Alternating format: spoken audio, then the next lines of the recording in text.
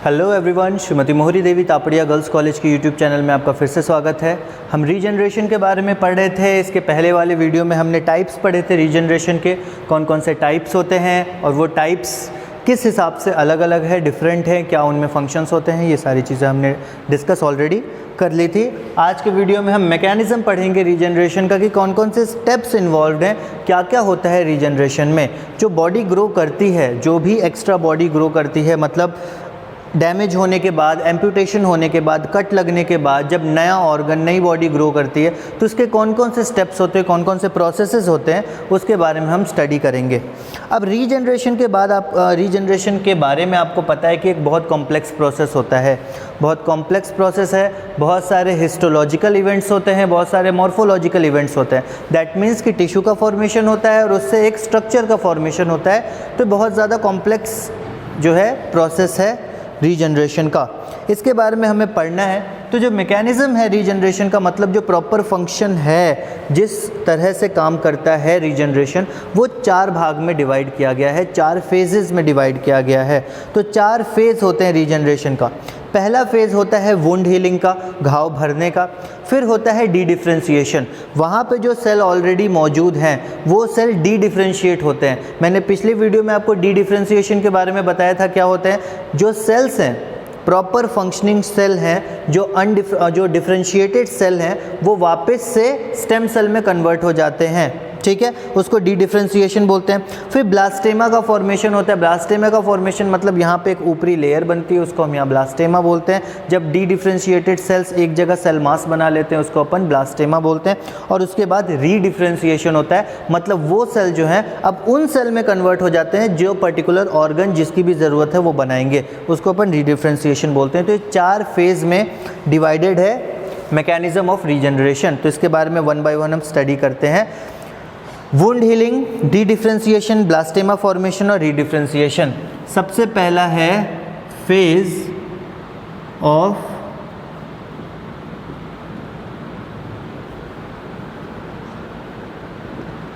Wound healing. सबसे पहला stage wound healing का, घाव भरने का पहला स्टेज, ठीक है। अच्छा, ये जो फेज़ हैं, ये जो 4 फेज़ मैंने बताए, इसकी डिस्कवरी की थी एक साइंटिस्ट ने जिनका नाम था नीधम। 1952 में इन्होंने बताया था इसके बारे में, ठीक है, इन इवेंट्स के बारे में। सबसे पहले जब कोई बॉडी पार्ट लॉस्ट हो जाता है, लिम्ब हो गया, लॉस्ट हो गया, ठीक है, तो वहाँ पे घाव बन जाता है, वुंड बन जाता है। तो पहला ज़रूरी क्या है, उसको भरना, घाव को भरना। तो उससे क्या होता है, सबसे पहले तो अब यहाँ लिखे व्हेन, जब भी एम्पुटेशन होता है, ठीक है, व्हेन बॉडी पार्ट या फिर मान लो लिम्ब्स की बात करें, limb is lost, body part की बात नहीं करें, लिम्ब्स की बात करें। जब एक पर्टिकुलर लिम्ब लॉस्ट होता है, ठीक है, न्यूएट की बात करते हैं, एम्पुटेट हो जाता है, मतलब when a limb is lost मतलब एम्पुटेट हो गया, कट गया, ठीक है। एग्जाम्पल में न्यूएट का जो लिम्ब है वो कट गया मान लो, ठीक है। एक वुंड बन जाएगा, एक घाव बन जाएगा, ठीक है।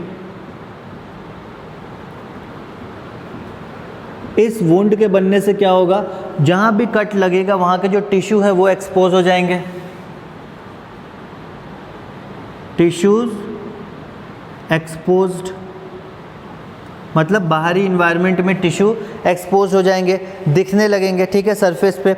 उसके बाद कुछ सेल जो है वो डिस्ट्रॉय हो जाएंगे, ब्लड वेसल्स जो है वो भी कट हो जाएंगी, ओपन हो जाएंगी, सेल डिस्ट्रॉय और blood vessel cut open.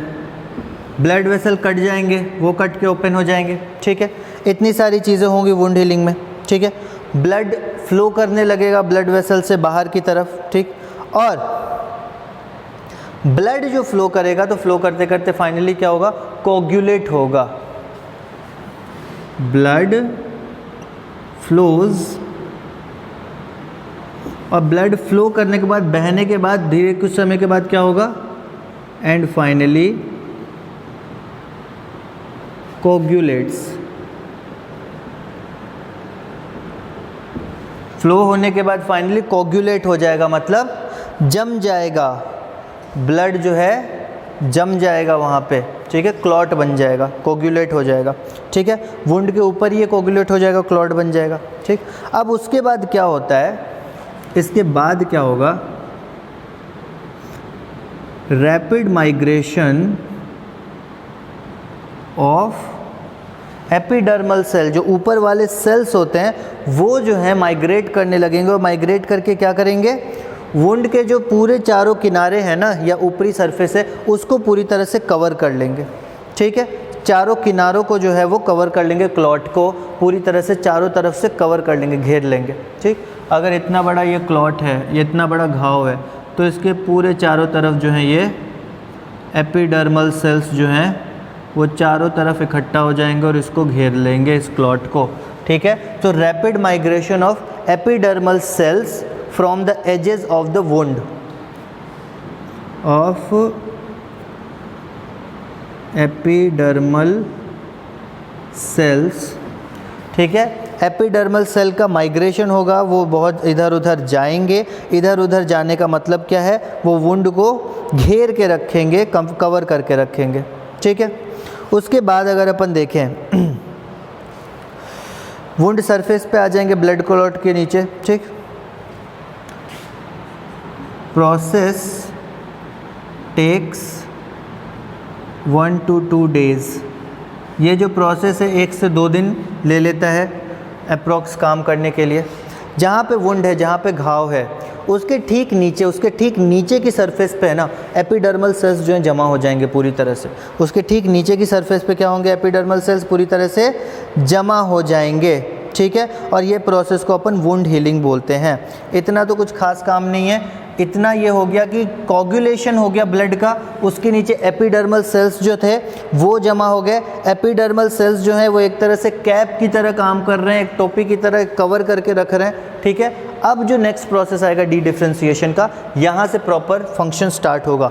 Wound healing तो ज़रूरी है, वरना ब्लड लॉस ज़्यादा हो जाएगा तो डेथ हो सकती है ऑर्गेनिज्म की, ठीक। तो पहला प्रोसेस हो गया वुंड हीलिंग, जहाँ पे क्या हुआ, 1 से 2 दिन का समय लगता है। अगर कोई बॉडी पार्ट कट हो गया तो ब्लड का फ्लो होगा, ब्लड सेल्स लॉस होंगे, और भी सेल्स लॉस होंगे, फिर ब्लड वेसल कट हो जाएगा, ओपन हो जाएगा, पर फाइनली ब्लड जब बहेगा उसके बाद कुछ समय के बाद ब्लड जो है कोगुलेट हो जाएगा। उसके बाद उसके एजेस से जो है एपिडर्मल सेल जाएंगे और ब्लड सेल का जो क्लॉटिंग हुआ है उसके नीचे जो है एक लेयर बना लेंगे।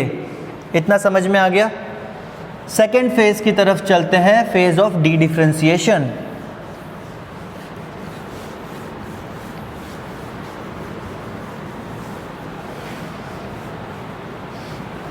Next is phase of D differentiation.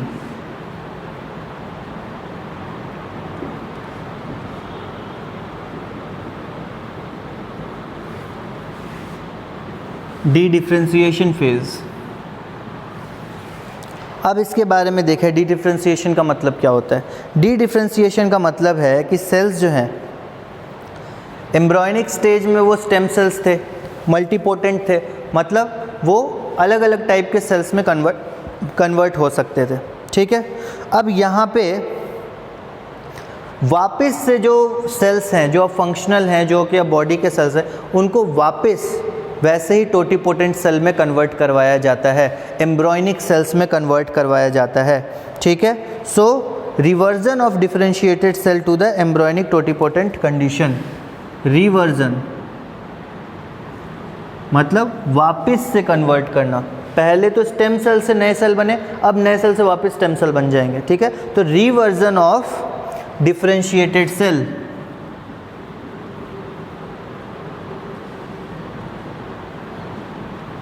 Reversion of differentiated cell, already differentiated है, कोई ना कोई फंक्शन परफॉर्म कर रहे हैं इसलिए डिफरेंशिएटेड बोला जा रहा है। तो reversion of differentiated cells to the embryonic totipotent condition, to the embryonic totipotent condition.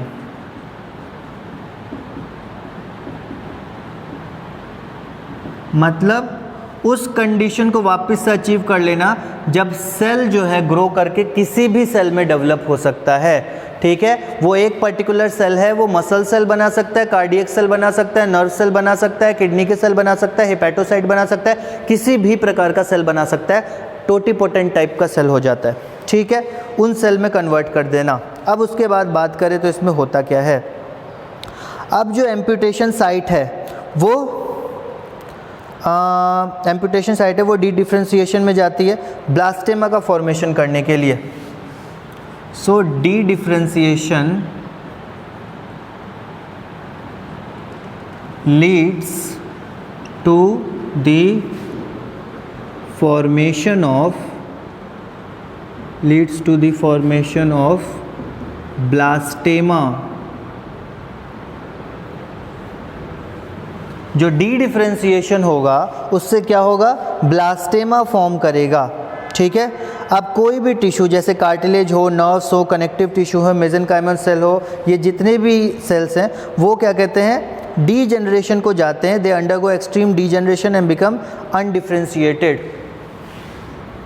cells undergo extreme degeneration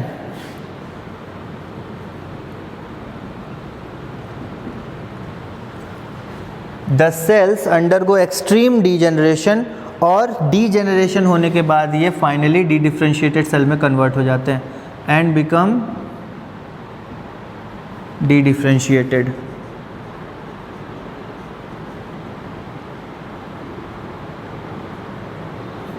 The cell finally undergo extreme degeneration and become de-differentiated।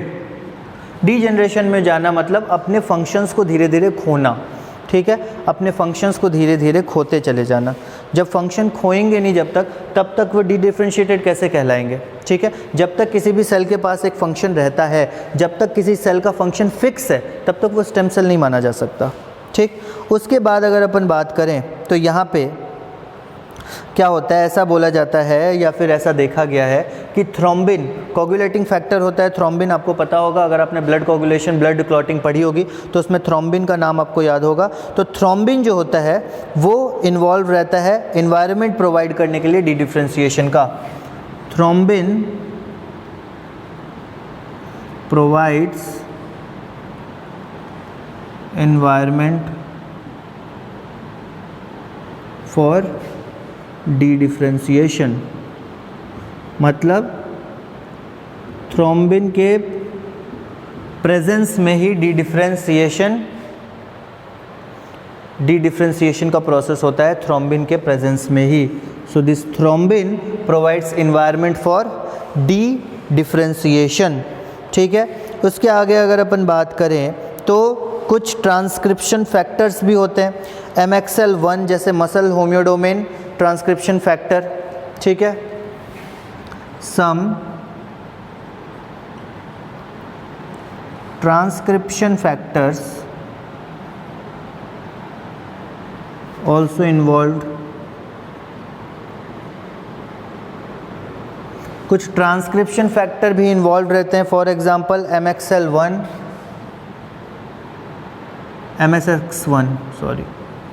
MSX1 होता है। उसके अलावा PAX7,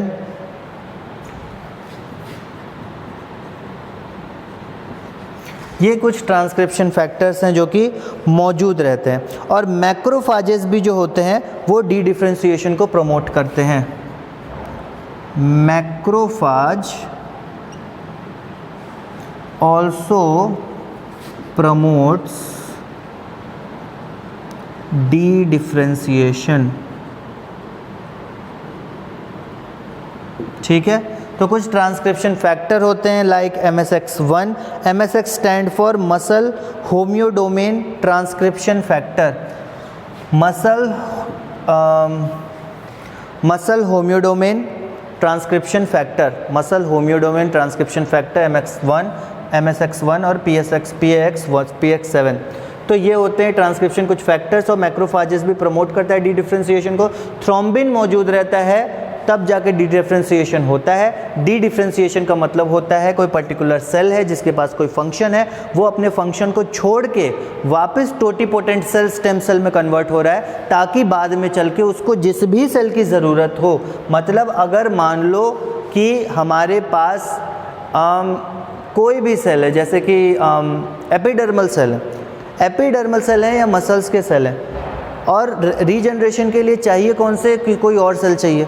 जब कोई और सेल चाहिए रीजनरेशन के लिए तो एपिडर्मल सेल जो है अपने, या मान लो कि एपिडर्मल सेल है, उनसे मसल्स बनना है, या मसल से एपिडर्मल का सेल बनना है। तो मसल से अगर एपिडर्मल सेल बनना है तो उसमें क्या होगा, स्किन की लेयर बनेगी, तो मसल्स को कन्वर्ट होना पड़ेगा एपिडर्मल सेल में। उसके लिए पहले मसल्स को अपना फंक्शन खोना पड़ेगा।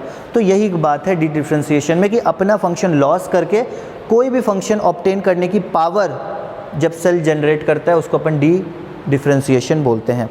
थर्ड स्टेप आता है ब्लास्टेमा का फॉर्मेशन। ठीक है, इतना मैं मिटाता हूँ, आपने लिख लिया होगा, आई होप जल्दी से आप लिख लो, नहीं लिखा तो वीडियो पॉज करके लिख लो। थर्ड स्टेप आता है ब्लास्टेमा का formation, formation of blastema.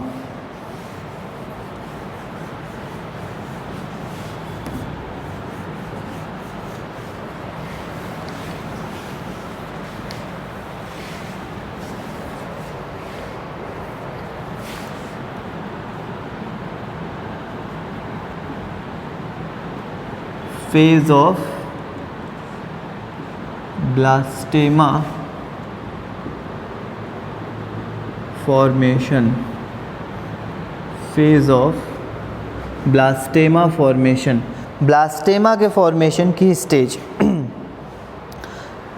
First step में बताया था कि एक कैप की तरह एपिडर्मल सेल जो है वो स्ट्रक्चर बना लेते हैं। ठीक है, अब ये जो कैप टाइप का स्ट्रक्चर जो है ये ग्रो करना स्टार्ट करता है। ठीक है, और अनडिफ्रेंशिएटेड सेल जो है इनके मास को, मास ऑफ अनडिफ्रेंशिएटेड सेल्स, बहुत सारे डिफरेंट अनडिफ्रेंशिएटेड सेल जब एक जगह जमा हो जाते हैं उसको बोलते हैं अपन ब्लास्टेमा, नोन एज ब्लास्टेमा। और इसी ब्लास्टेमा को अपन बोलते हैं रीजेनरेशन बड, इसी को अपन बोलते हैं रीजेनरेशन बड। ठीक है, इसी ब्लास्टेमा को अपन क्या बोलते हैं, रीजेनरेशन बड। अब ब्लास्टेमा जो फॉर्म होता है ये किससे होता है, accumulation of undifferentiated mesenchymal cells below the epidermis. Blastema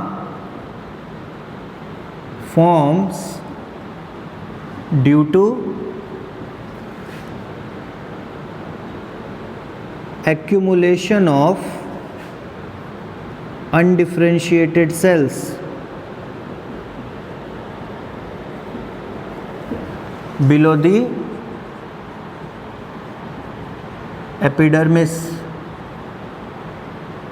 epidermis के नीचे जब बहुत सारे, एपिडर्मिस मतलब ऊपरी लेयर, एपिडर्मिस के नीचे जब बहुत सारे अनडिफ्रेंशिएटेड सेल बन जाते हैं, जमा हो जाते हैं, उसको अपन ब्लास्टेमा बोलते हैं। ठीक है, अब क्या होता है, ये ब्लास्टेमा सेल जो है डिवाइड करना स्टार्ट करते हैं और एक इलोंगेटेड कोन बनाते हैं। Blastema sales start dividing and form a cone like structure। ठीक है, एक कोन की तरह स्ट्रक्चर जो है वो फॉर्म करते हैं, एक कोन की तरह स्ट्रक्चर जो क्या करते हैं वो फॉर्म करते हैं। ठीक है, अब उसके बाद अगर अपन बात करें यहाँ पे क्या हो सकता है कि ब्लास्टेमा सेल जो है वो डर्मिस से डिराइव होते हैं, और उसके बाद क्या होता है, blastema cell start dividing and forms a cone like structure. ये आगे की तरफ वो ग्रो करना स्टार्ट करते हैं। अब ये जो ब्लास्टेमा सेल हैं ये क्या होते हैं, आगे की तरफ ग्रोथ करना स्टार्ट करते हैं।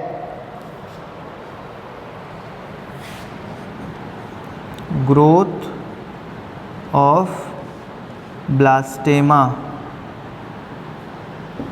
जो ब्लास्टेमा के सेल्स हैं वो आगे की तरफ ग्रो करते हैं। So blastema cells derive from the dermis, contribute to both dermis and cartilage, and there is a small contribution by blastema cells derive from cartilage to the dermis. अब यहाँ पे ये जो भी सेल्स आ रहे हैं, चाहे वो अनडिफ्रेंशिएटेड सेल हो या ब्लास्टोमा सेल हो, ये सेल डिराइव हुए हैं, ब्लास्टोमा सेल जो हैं वो डिराइव हुए हैं डर्मिस से, अंदर वाली लेयर जो स्किन है वहाँ से डिराइव हुए हैं डर्मिस से, ठीक है। तो ब्लास्टोमा का ग्रोथ हो रहा है, डिवीज़न हो रहा है, कोन लाइक का स्ट्रक्चर बन रहा है। कोन लाइक स्ट्रक्चर बनने से पहले क्या बोला गया कि बहुत सारे सेल जब एक्यूमुलेट हो जाते हैं उसी को हम यहाँ पे ब्लास्टोमा बोलते हैं। बहुत सारे अनडिफ्रेंशिएटेड सेल जो हैं एक्यूमुलेट हो जाते हैं तो उसको अपन यहाँ ब्लास्टोमा बोलते हैं, ठीक है। उसके बाद अगर अपन देखते हैं ये जो ब्लास्टोमा का ग्रोथ है ये डिपेंड किस पे करता है, ठीक है। So growth and development of blastoma, blastoma के ग्रोथ और डेवलपमेंट की अगर अपन बात करें तो ये जो है सिर्फ एपिडर्मल सेल के डिवीज़न पे नहीं डिपेंड करता, ये इस पे भी डिपेंड करता है कि वहाँ पे जो नर्व फाइबर आ रही है वो कौन सी आ रही है, नर्व्स कौन सी आ रही है, क्योंकि जो नर्व्स आएंगी वो नर्व्स जो हैं वो ग्रोथ फैक्टर प्रोवाइड कराएंगी। Blastoma growth and development of blastoma depends upon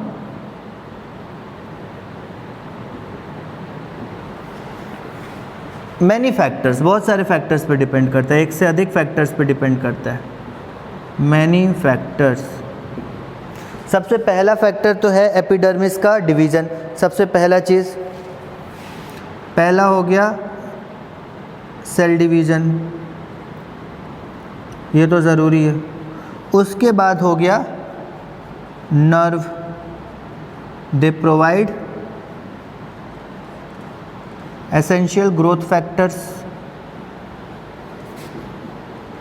growth factor नहीं आएंगे तो ग्रोथ नहीं हो पाएगी ठीक से, तो एसेंशियल ग्रोथ फैक्टर्स जो हैं वो प्रोवाइड करवाते हैं, ठीक है। ये जो ग्रोथ फैक्टर्स है वो श्वान सेल्स, जो ग्लियल श्वान सेल्स होते हैं वहाँ से निकलते हैं, ठीक है, और एपिडर्मिस तक आते हैं। तो ये जो नर्व्स हैं ये आती तो हैं यहाँ तक, पर जो ग्लियल सेल्स है, जो श्वान सेल्स जो बोलते हैं जहाँ पे, वहाँ से ग्रोथ फैक्टर्स निकलते हैं और जिस पॉइंट पे ज़रूरत है उस पॉइंट तक आते हैं। तो ब्लास्टोमा के बारे में पता चल गया क्या होता है, कैसे बनता है, और उसके डेवलपमेंट और ग्रोथ जो है किन चीज़ों पे निर्भर करती है। फाइनल फेज पे हम चलते हैं, फोर्थ वन, ब्लास्टोमा फॉर्मेशन हो गया, फाइनल होता है रीडिफ्रेंशिएशन।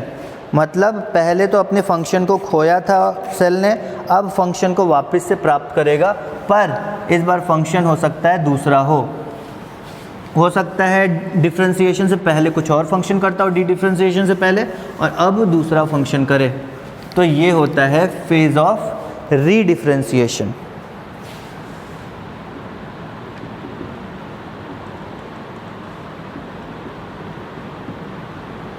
Phase of redifferentiation. अब रीडिफ्रेंशिएशन की बात करें तो यहाँ पे ब्लास्टोमा एक पर्टिकुलर साइज़ तक ग्रो करता है, अनडिफ्रेंशिएटेड सेल जो है एक पर्टिकुलर साइज़ तक ग्रो करते हैं, और एक पर्टिकुलर साइज़ तक ग्रो करने के बाद, ठीक है, ये रीडिफ्रेंशिएट होना स्टार्ट होते हैं। अब रीडिफ्रेंशिएटेड ये cartilaginous cell, muscle cells, connective tissue, skin, किसी भी चीज़ में रीडिफ्रेंशिएट हो सकते हैं, ठीक है। उसके बाद अगर अपन देखें, इसको पहले लिख लो, आफ्टर अटेनिंग अ फिक्स या sufficient size, after attaining a sufficient size, एक सफिशिएंट साइज होने के बाद ये जो डी-डिफ्रेंशिएटेड सेल्स हैं ब्लास्टोमा के, ये रीडिफ्रेंशिएट होना चालू होते हैं। After attaining a sufficient size, these D-differentiated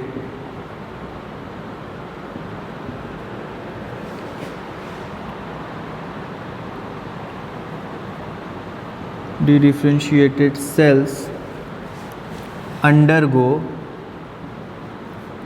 redifferentiation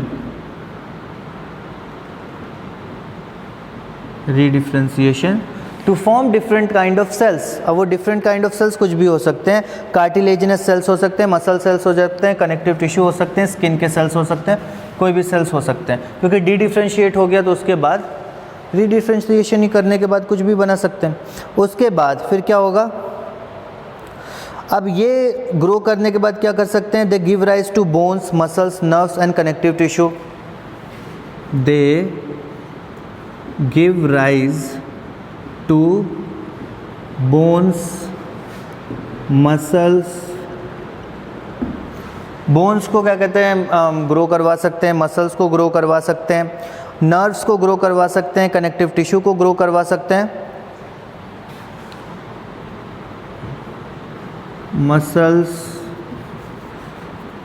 muscles के बाद कनेक्टिव टिश्यूज़, नर्व्स, इनको जो है ये ग्रो करवा सकते थे। तो they give rise to bones, muscles, connective tissue, nerves. उसके बाद अगर अपन बात करें, इतना रीजनरेशन करने के बाद मतलब इतनी चीज़ें बना सकते हैं, फिर क्या होता है, द प्रोसेस ऑफ रीडिफ्रेंशिएशन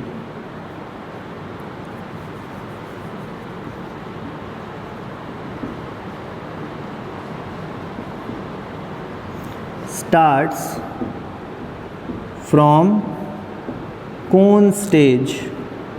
जो कोन का फॉर्मेशन हुआ था ना, वहीं से रीडिफ्रेंशिएशन स्टार्ट होगा। जो कोन बना था, रीडिफ्रेंशिएशन वहाँ से स्टार्ट होगा। ठीक है, सो ब्लास्टेमा का फॉर्मेशन होना स्टार्ट होता है धीरे धीरे।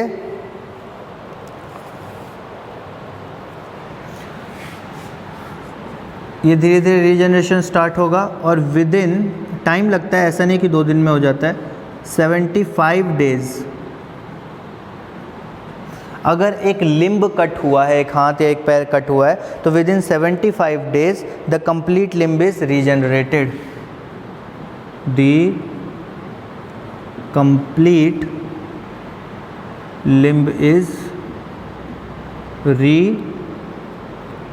रीजनरेटेड। और ये होता है पूरा प्रोसेस रीजनरेशन का। ठीक है, तो हमने क्या क्या देखा, सबसे पहले वुंड हीलिंग, मतलब घाव होगा तो खून बहेगा, खून बहेगा तो खून जमेगा, वो होती है वुंड हीलिंग, मतलब ज़्यादा ब्लड का लॉस ना हो।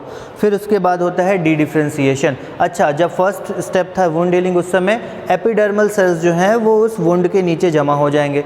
फिर डी डिफ्रेंशिएशन में क्या होगा, जो सेल्स होंगे वो अपने फंक्शन को खोएंगे और स्टेम सेल में कन्वर्ट हो जाएंगे, ताकि आगे चल के वो किसी भी सेल में कन्वर्ट हो सके जिसकी भी ज़रूरत हो। फिर थर्ड चीज़ आती है ब्लास्टेमा का फॉर्मेशन। वो जो एपिडर्मल सेल एक लेयर में या डी डिफ्रेंशिएटेड सेल एक लेयर में जमा हो जाते हैं, उनको हम ब्लास्टेमा बोलते हैं। इस ब्लास्टेमा का पहले ग्रोथ होता है, ग्रोथ होकर एक स्टेम कोन की तरह स्ट्रक्चर बनाता है। फिर प्रोसेस आती है रीडिफ्रेंशिएशन की। वो जो डी डिफ्रेंशिएटेड सेल्स थे वो नया फंक्शन कैरी करना स्टार्ट करेंगे। वो कनेक्टिव टिश्यू बन सकते हैं, वो मसल्स के सेल बन सकते हैं, वो स्किन के सेल बन सकते हैं, वो नर्व सेल बन सकते हैं, कुछ भी बन सकते हैं। जो भी उस particular body part, body organ में ज़रूरत हो जिस समय जिस सेल की, उस सेल में वो कन्वर्ट हो सकते हैं। और अप्रॉक्स 75 डेज़ का टाइम लेने के बाद कंप्लीट, अगर कोई लिम्ब, अगर कोई टेल का कट हुआ है तो वो पूरी तरह से फॉर्म हो जाएगा। उसके सारे डिजिट्स, उसके सारे हाथ, ये सब उंगलियां, सब कुछ फॉर्म हो जाएंगी। तो ये था आपका मैकेनिज़्म ऑफ रीजनरेशन।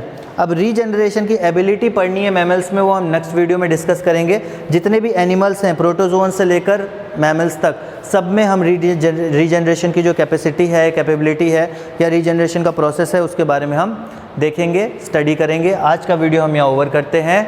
ये वीडियो के आप नोट्स बना लेना, अच्छे से इसको देख लेना। और आज का वीडियो इतना ही था रीजनरेशन के बारे में। टाइप्स ऑफ रीजनरेशन ऑलरेडी हमने पढ़ लिया, और आज मैकेनिज्म ऑफ रीजनरेशन से आपको समझ में आ गया होगा कि ये प्रोसेस किस तरह से होती है। सो आज का वीडियो हम यहाँ ओवर करते हैं। अगर ये वीडियो पसंद आया हो, इसको लाइक कीजिए, शेयर कीजिए, हमारे चैनल को सब्सक्राइब कीजिए। मिलते हैं अगले वीडियो में नए टॉपिक के साथ। Thank you very much.